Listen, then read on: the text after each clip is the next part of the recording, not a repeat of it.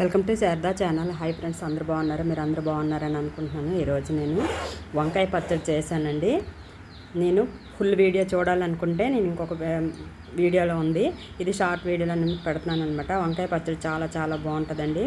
మీరు ఒకసారి తెచ్చుకొని చేసుకోండి. ఒక అరకిలో కానీ కేజీ కానీ తెచ్చుకొని ఇంట్లో ఉన్న కాయలు మనకు చెట్లో కాసిన అనుకోండి, మన పెరట్లా ముదర వరకు ఉంచి చేసుకోండి.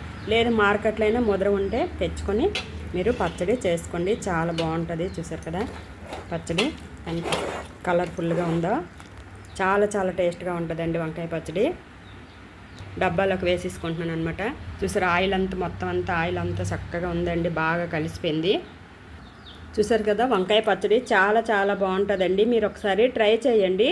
వంకాయలు తెచ్చుకొని ముదారు వంకాయలు ఉన్నాయనుకోండి, సన్నంవి తెల్ల వంకాయలైనా సరే, ఇంకా నీల వంకాయలు ఎరుపులాగా ఉంటాయి కొంచెం, ఆ వంకాయలైనా బాగానే ఉంటాయి.